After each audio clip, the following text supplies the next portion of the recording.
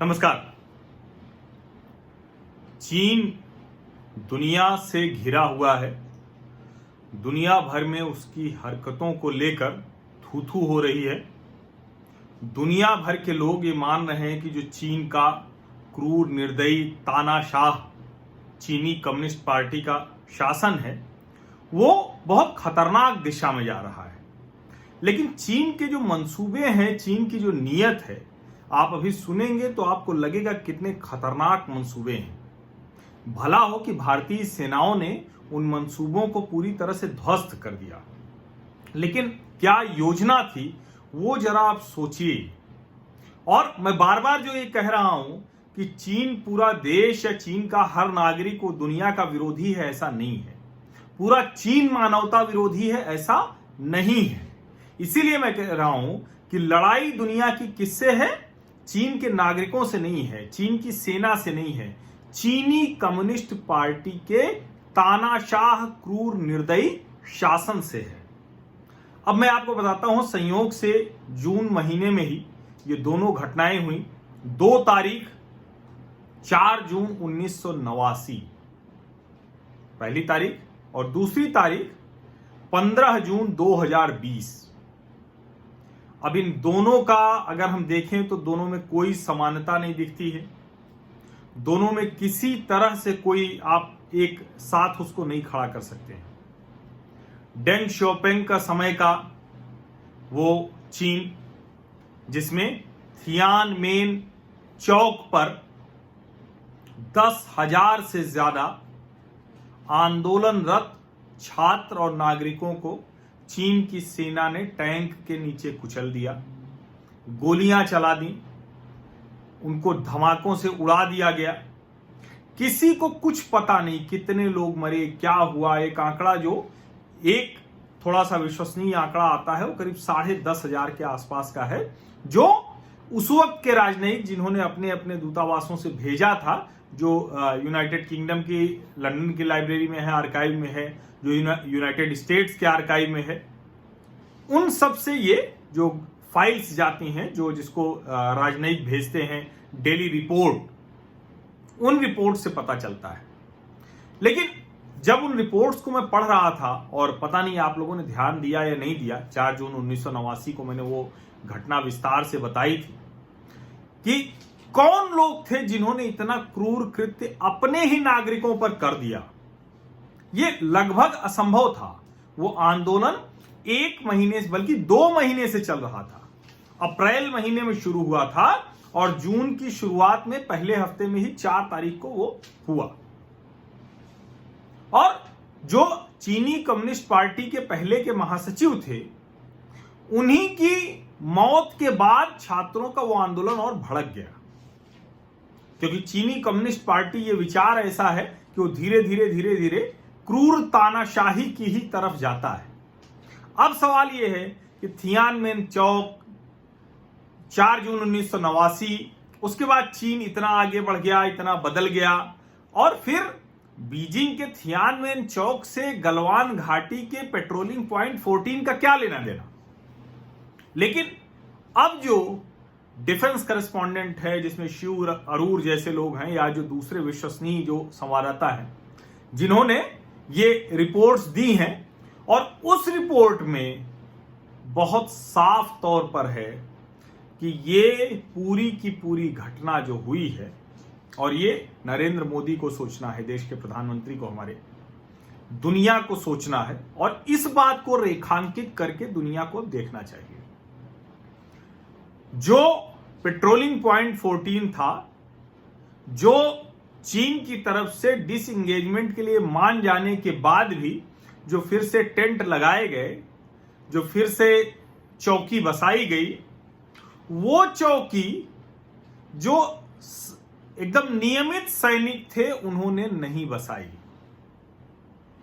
ऐसे लोग उन चीनी सैनिकों को जो गालवान से लेकर और पैंगोंग त्सो तक पूरा जो वो सैनिक रहते थे सीमा पर, उनको हटा दिया गया। वहां नए रंगरूट किस्म के सैनिक तैनात किए गए पीएलए के। ये वो सैनिक थे जो न तो भारतीय सैनिकों से परिचित थे, न भारतीय कमांडिंग ऑफिसर कर्नल संतोष बाबू से परिचित थे।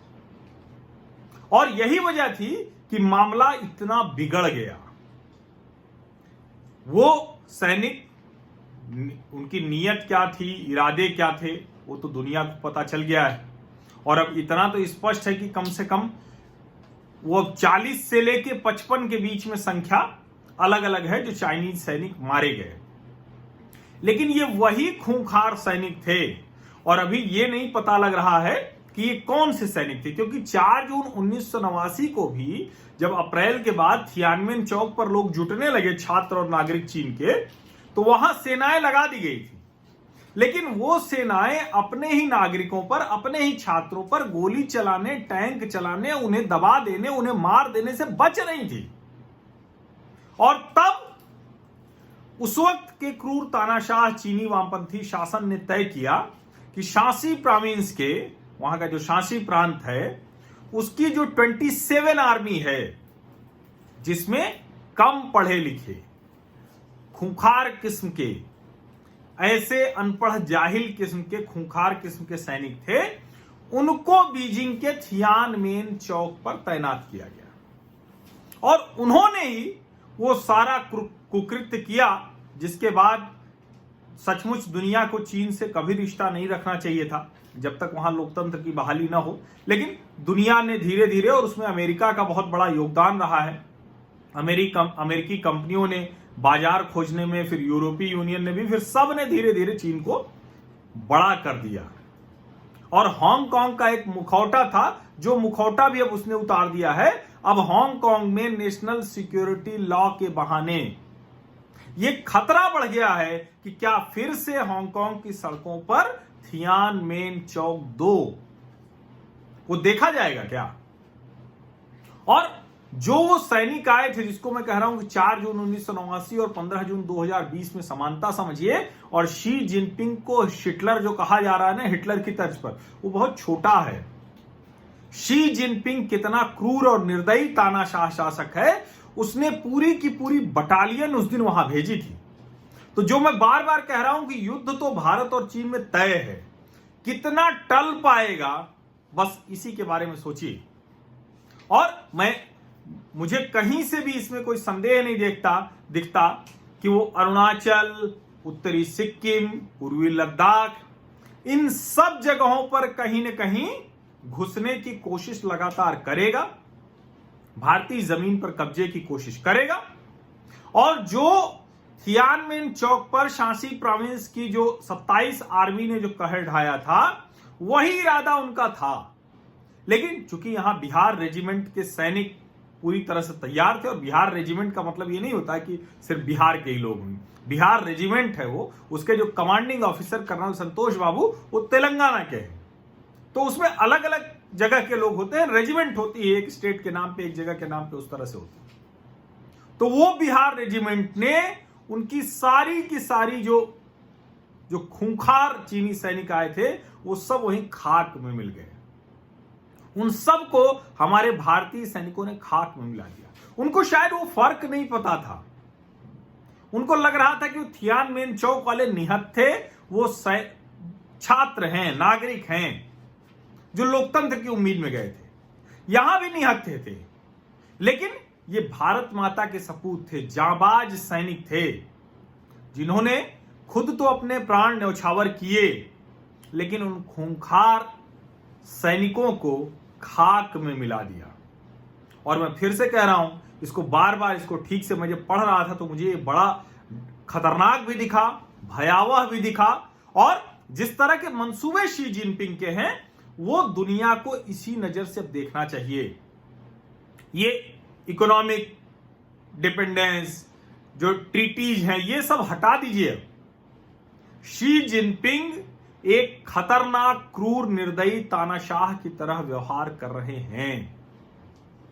वो किम जोंग उन, इसीलिए दोनों देशों के बीच में बस रिश्ते, संबंध है, वो दुनिया को ऐसे ही देख रहे हैं। जो तिब्बत के निर्वासित जो प्रधानमंत्री हैं, उन्होंने जो कहा था कि तिब्बत ये है, और उसके बाद एक एक करके वो लद्दाख, भूटान, नेपाल, पाकिस्तान, ये सब वो कब्जा करने की योजना है चीन की। और उसमें अगर कोई बाधा है, कोई मुश्किल है, तो एक देश है और उस देश का नाम है भारत। भारत की सेना, भारत की जनता, भारत का लोकतंत्र, ये उसके लिए बाधा है, उस तानाशाह के लिए। और इसीलिए मैं फिर से कह रहा हूं कि दुनिया इसको अभी बहुत सामान्य नजरिए से देख रही है। दुनिया के दूसरे देशों को भी इस तरह से इसको देखना चाहिए। नेपाल के लोग विरोध प्रदर्शन कर रहे हैं, लेकिन नेपाली कम्युनिस्ट प्रधानमंत्री पूरी तरह से वैचारिक बंधुआ हो गया है, पूरी तरह से वो शी जिनपिंग की गोद में जा बैठा हुआ है। वो भारत और नेपाल के जो रिश्ते हैं उनको ध्वस्त करने पर लगा हुआ है। वो नहीं समझ रहा है कि ये एक बार बस भारत की बाधा थोड़ी कमजोर हो जाए तो नेपाल तो कहां जाएगा पता ही नहीं चलेगा। इसलिए इसको ध्यान से सुनिए, ध्यान से समझिए। 4 जून 1989 को निहत्थे छात्रों पर वहां की खूंखार 27 आर्मी ने हमला किया, मार दिया, कत्लेआम कर दिया, नरसंहार कर दिया। उनके अपने नागरिक थे, उनकी जो सामान्य सैनिक थे वो नहीं कर पाए, वो गोली नहीं चला पाए थे, टैंक से नहीं दबा पाए थे। और शायद भारतीय सीमा पर भी वो रूटीन पेट्रोलिंग वाले पीएलए के सैनिक होते तो शायद ये स्थिति नहीं होती। बहुत साफ सारी रिपोर्ट बता रही है कि वो लोग पहचानते ही नहीं थे, एकदम नए चेहरे थे, नए लोग थे। क्या बात होगी, कैसे बात होगी, कुछ पता नहीं, कोई प्रोटोकॉल नहीं। और दुनिया को इसको इसी तरह से देखना चाहिए। 4 जून 1989 जब चीन में लोकतंत्र पूरी तरह से खत्म हो गया, नरसंहार हो गया छात्रों नागरिकों का, और 15 जून 2020 जब भारत की सीमा में फिर से वही कोशिश की गई 1962 वाली, लेकिन इस बार वो नाकाम रहे और दोगुने से ज्यादा पीएलए के खूंखार सैनिक खाक में मिल गए। लेकिन ये प्रयास फिर से होगा, वो चीन मानने वाला नहीं है, क्योंकि शी जिनपिंग के मुंह में खून लगा हुआ है। मुझे लगता है कि जो मूल बात थी वो आप लोगों तक पहुंच गई है। इसको और आगे पहुंचाइए। दुनिया के हर हिस्से में हर किसी को इन दोनों तारीखों का, इन दोनों घटनाओं का सही से देखने का एक दृष्टिकोण जरूर मिलना चाहिए। आप सभी लोग इस चर्चा में जुड़े, बहुत बहुत धन्यवाद।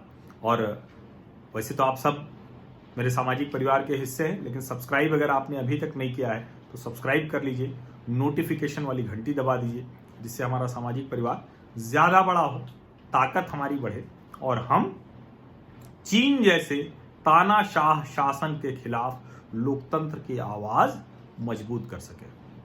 बहुत बहुत धन्यवाद।